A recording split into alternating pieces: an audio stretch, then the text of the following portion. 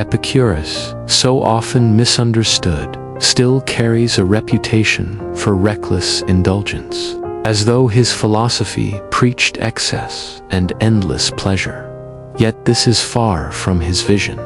When he claimed pleasure is the highest good, he meant a thoughtful, measured joy, not gluttony or lust, but tranquility, peace of mind, and release from suffering. For Epicurus, the truest pleasure is freedom. Freedom from fear of gods, of death, of pain, and of the endless hunger for more. Wisdom lay in the art of simple but deliberate living. He valued friendship, quiet reflection, and serenity. To live well, we must learn to desire wisely. Then is not mere sensation, but the path to happiness through balance.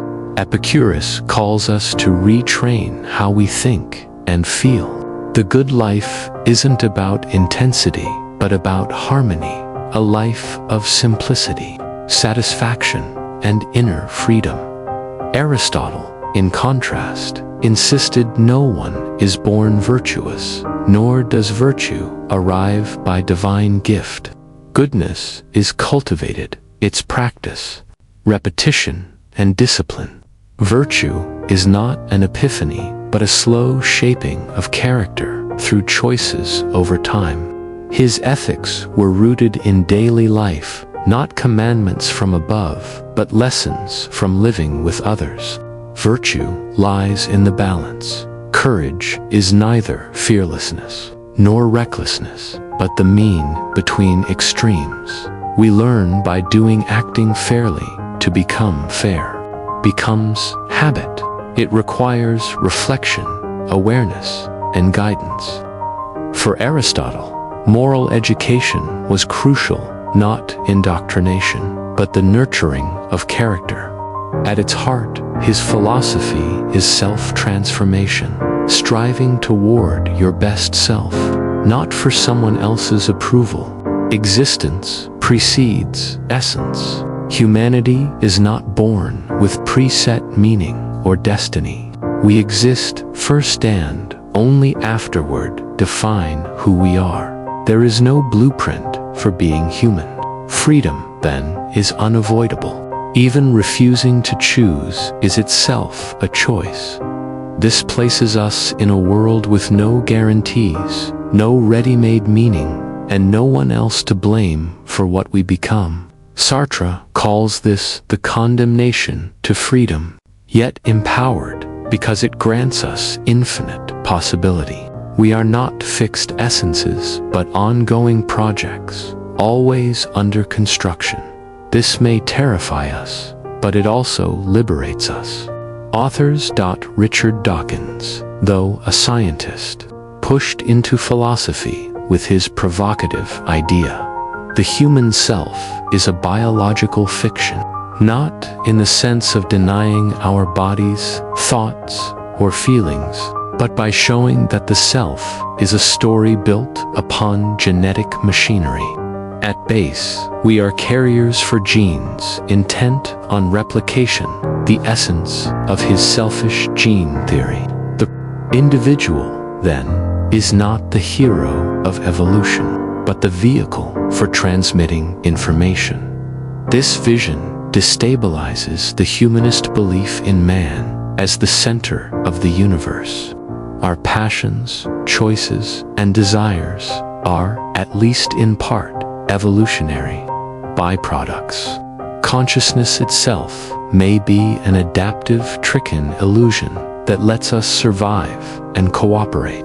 Yet, this fiction is not an error, but the very framework that enables us to move through life, even if shaped by blind biological forces. We can reflect, build culture, and question our instincts.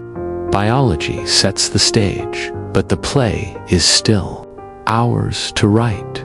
John Locke rejected the notion that knowledge is innate, as though truth were inscribed at birth. For him, the mind is a blank slater. Tabula rusand experience is the pen that writes upon it. Through the senses sight, sound, touch, touch, taste, smell, the world enters us. Reason alone cannot generate truths. It organizes and interprets, but only with material drawn from experience. This stance directly challenged rationalists like Descartes and restored confidence in observation. Empiricism transformed philosophy.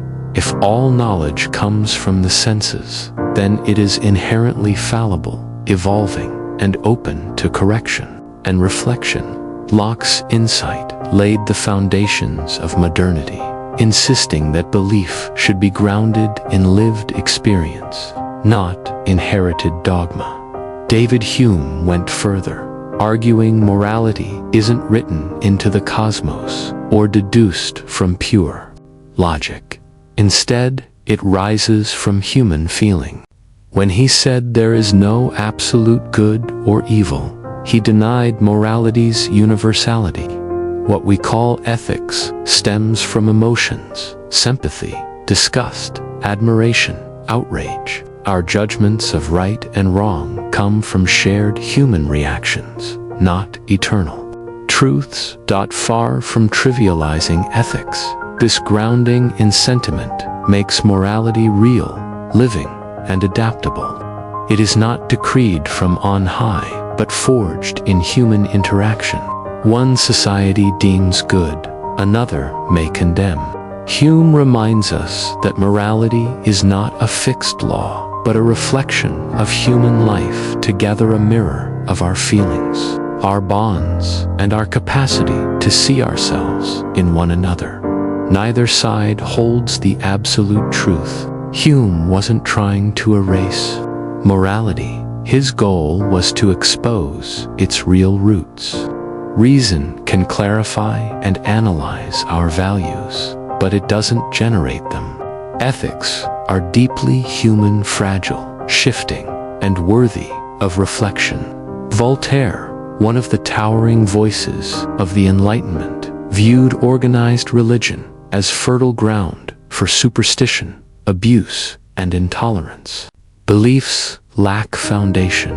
He wasn't merely critiquing theology, he was insisting that reason should steer human life. His sharpest criticisms were aimed at the atrocities committed in faith's name: crusades, inquisitions, persecutions. His quarrel was not with personal spirituality, but with institutions wielding unproven dogma to manipulate and control. For Voltaire, to accept doctrines without evidence was to surrender intellectual freedom. His weapon against fanaticism was wit, and his famous cry acrosses, "L'infame, crush the infamy," was directed at ignorance enforced by religious power. Yet, he also promoted tolerance. Individuals may believe freeless, so long as it doesn't cause domination or harm. At its core, his critique was a plea for courage and clarity. Never bow to blind obedience, and let curiosity remain a permanent compass in life. Karl Popper didn't regard science as a treasury of eternal truths, but as a disciplined method for questioning and correcting. When he said science destroys myths, he meant its power lies in challenging what we assume we know. Science advances through what he called falsifiability, the idea that theories must be tested to the point of breaking. Unlike dogma, which hides from doubt, science thrives on uncertainty. Its strength is humility. A sound theory is one that can be attacked, tested, and possibly disproven. Myths, on the other hand, close themselves off, offering comfort while resisting challenge. Science doesn't kill mystery out of disdain. It treats mystery as a puzzle waiting to be solved.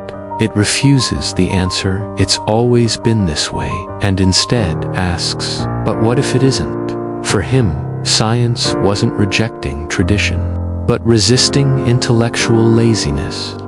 It's a daring adventure of the mind where mistakes aren't failures, but stepping stones. Science doesn't hand us absolute certainties. It gives us tools to keep growing in a changing world. Sigmund Freud exposed a dimension of the mind that rationality can't command. By unveiling the unconscious, he shattered the belief that humans are purely rational beings.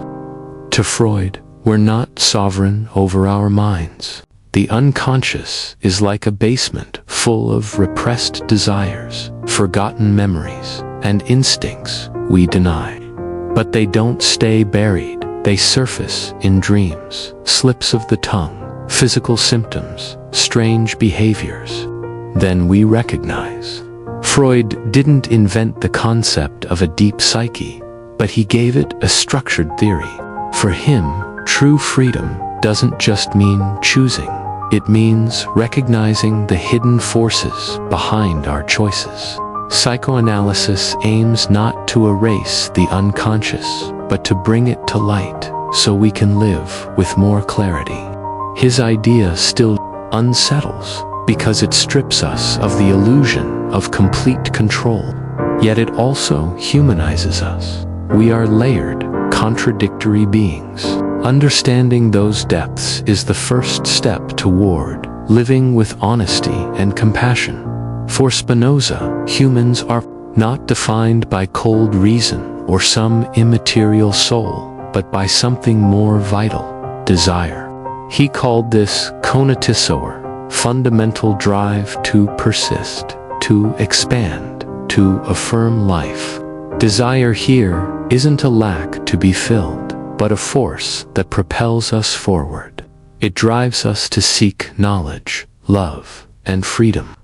Every thought and action emerges from this urge to continue existing. We don't desire because we're empty. We desire because we are alive. This overturns traditions that painted desire as dangerous, something to suppress. For Spinoza, desire is the basis of ethics. To live ethically is not to crush desire, but to understand, guide, and shape it with reason. Blind desire enslaves, directed desire liberates. And freedom, for Spinoza, isn't doing whatever pleases you, it's living with clarity, aligned with your true nature. Knowing yourself becomes a path to power. The wise person doesn't repress desires, but transforms them into joy and strength.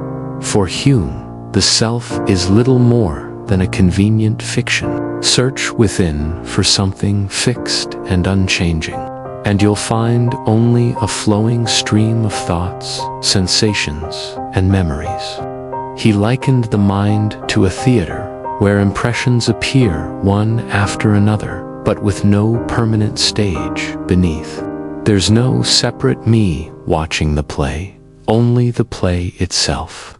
What we call identity comes from the mind's habit of stitching these fleeting experiences into a continuous story. But that story is crafted, not uncovered. This contradicts much of philosophy and religion, which insist on a permanent soul or essence. Hume invites us to abandon that illusion. Perhaps the self is nothing but a pattern we weave not, an object we carry inside. This vision transforms identity into something fluid. Without a fixed self, we are not trapped. We are free, always in motion, always becoming. The absence of permanence is not loss, but possibility, an opening for creativity and growth. Jean-Paul Sartre, even if not in those exact words, makes this clear. Freedom is unbearable. For him, freedom means there are no excuses. No God, no essence, no destiny to lean on. Every choice is ours, and with it, full responsibility. That kind of radical freedom is terrifying. Sartre called it anguish, the weight of realizing we are the sole authors of our lives, with no script to follow. So what do? Often, we run. We bury ourselves in roles, traditions, and social rules. We lie to ourselves. Sartre named this bad faith, pretending we're not free, so we can dodge the burden of choice. But the cost is authenticity. To live fully is to confront freedom head-on, answering it with action. No guarantees, no ready-made answers. Yet in that uncertainty lies our humanity. Freedom feels unbearable because it offers no safety net, but it is also what allows us to create, to love, to change. Rejecting it means not truly living.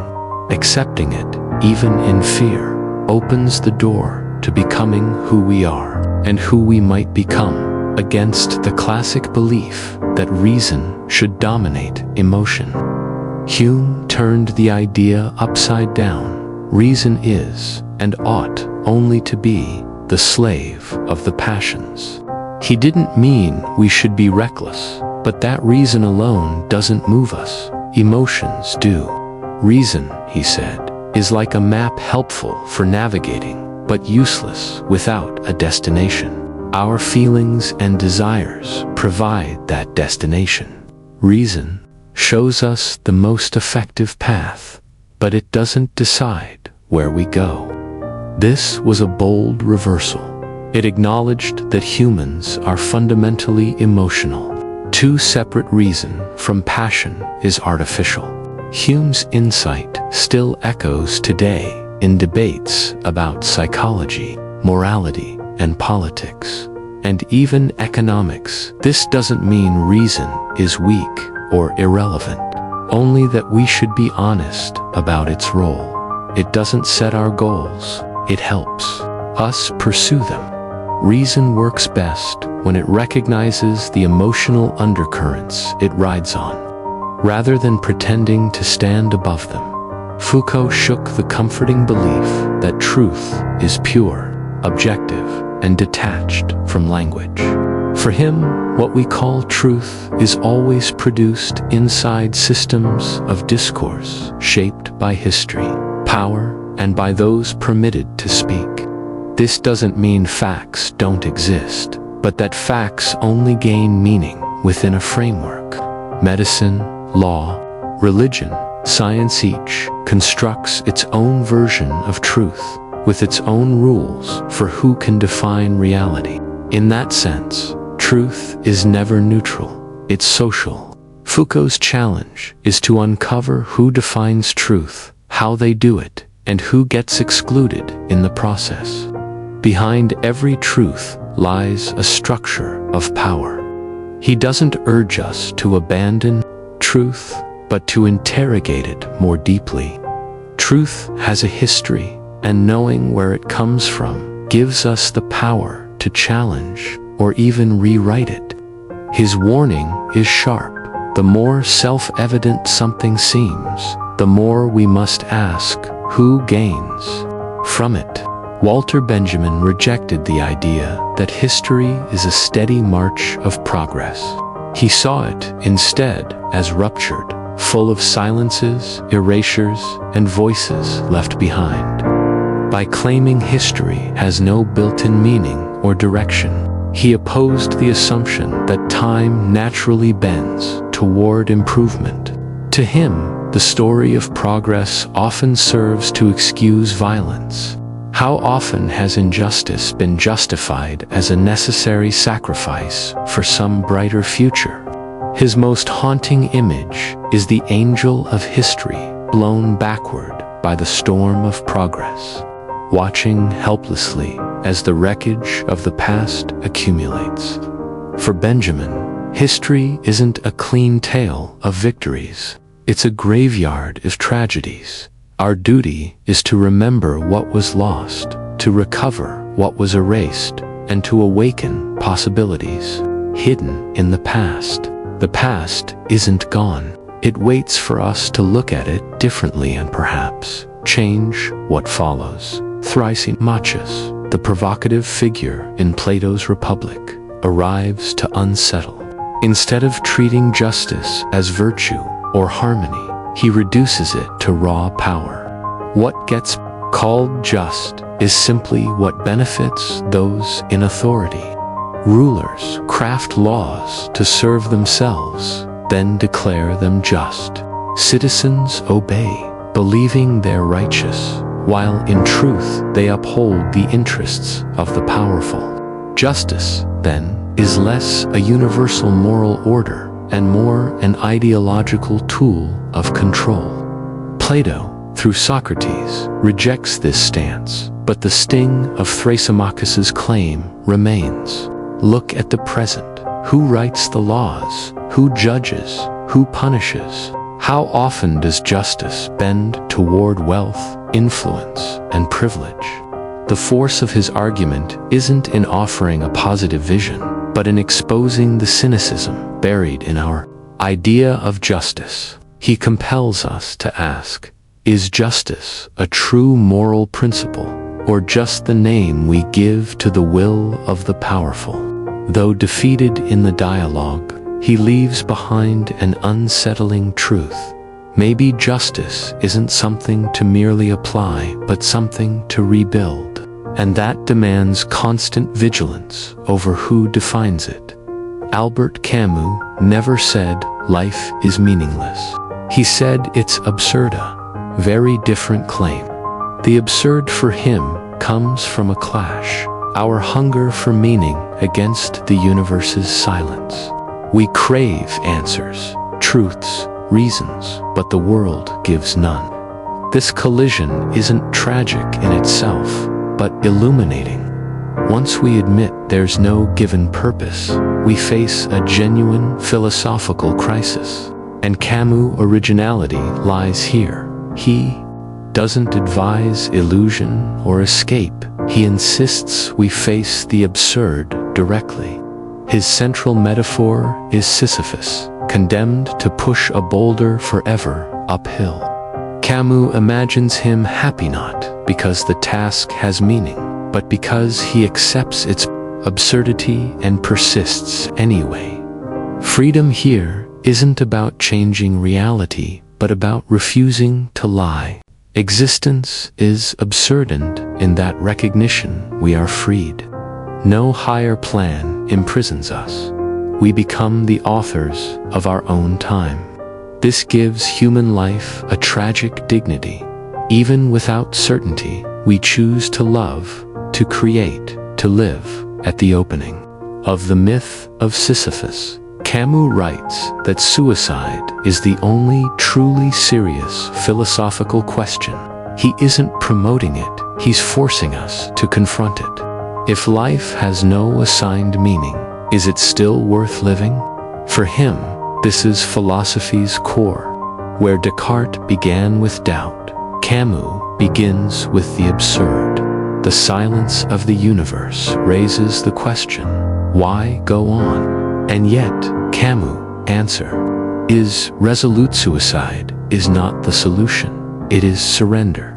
His alternative is lucid revolt, to live without appealing to anything beyond this world, to face the absurd with honesty, accepting that life lacks higher meaning, yet choosing to live fully. That, to him, is the most human act. Suicide marks the line between yielding and resisting. Camus calls us to resist not out of heroism, but out of courage. The courage to keep living, even when the universe refuses to speak, because in that silence lies our greatest freedom. Sigmund Freud, in Civilization and Its Discontents, offered a stark diagnosis of what it costs us to live together. Civilization, he argued, is built on repressing instinct, especially sexual and aggressive drives. Order, culture, and progress demand restraint, but repression breeds suffering. Forbidden desires don't vanish. They sink into the unconscious and return as symptoms, anxiety, guilt, neurosis. Civilization shields us from chaos, yet it leaves us sick inside. Freud saw the perpetual clash between the Idee hour, primal urgescend, the superego hour, internalized. Morality is inescapable. The result is a tension that never fully disappears. The peace we enjoy comes at the price of personal unease. Still, Freud wasn't calling for a return to savagery. What he sought was awareness. By recognizing this inner conflict, we can deal with it more consciously.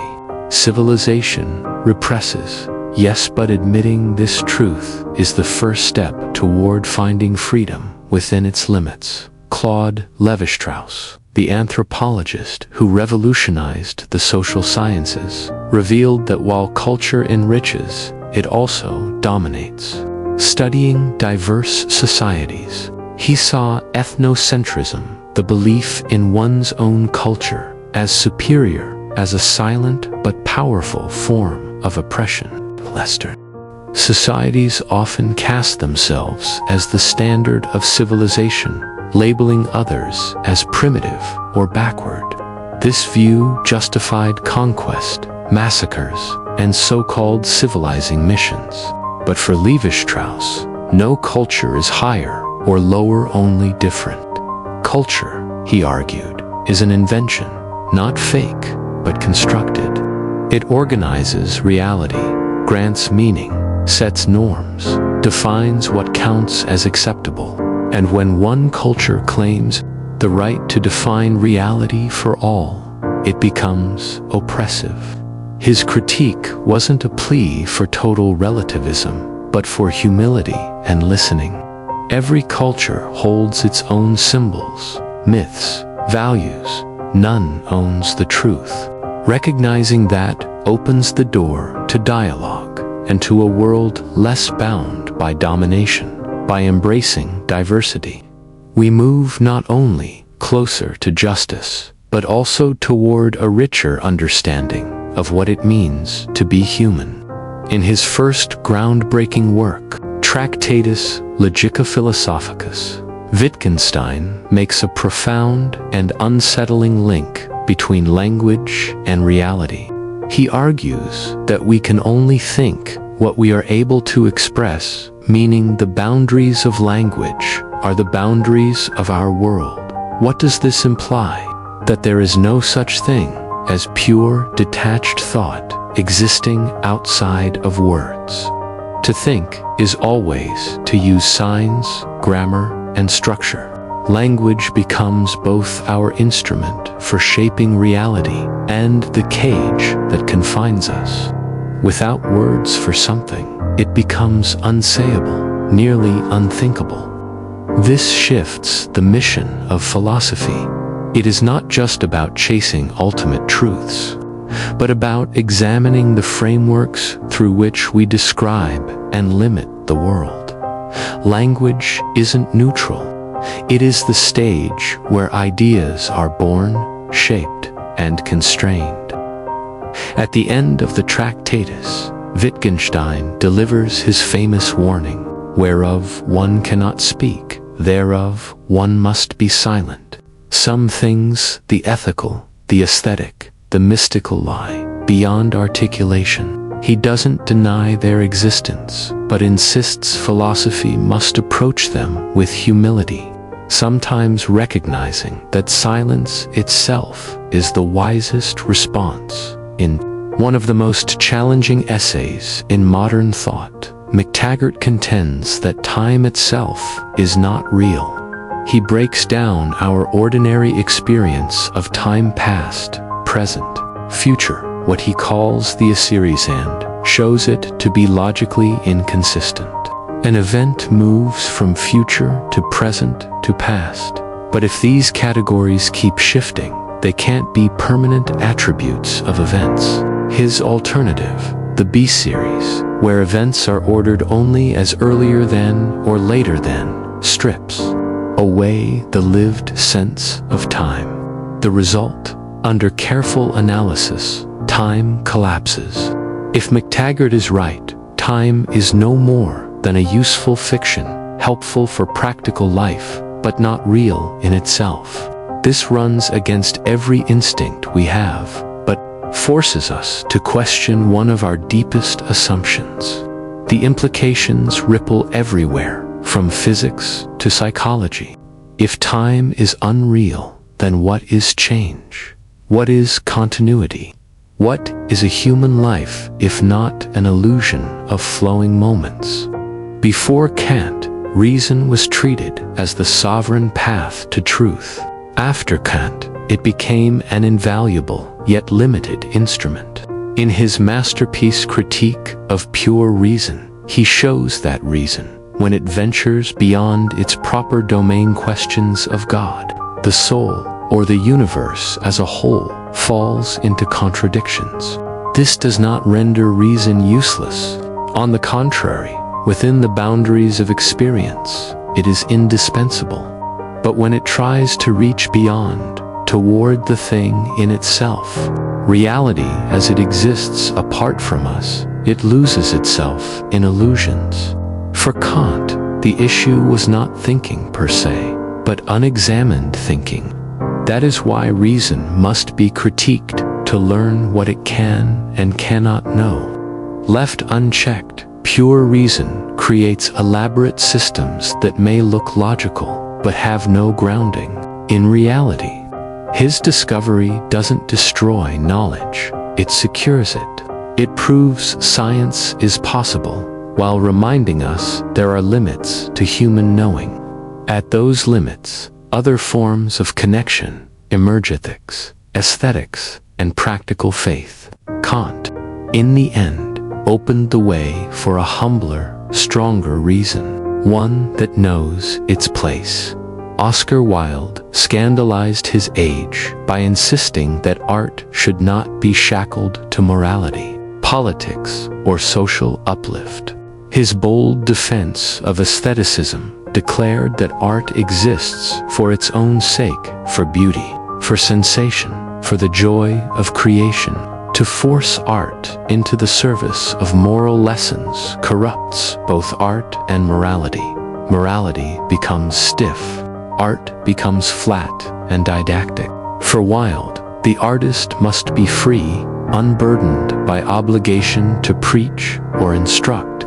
Beauty, in his view, is its own independent value, perhaps the most genuine one. This claim shocked Victorian England, where art was expected to inspire virtue and social improvement. Wilde instead saw true art as inherently rebellious, unsettling, even offensive.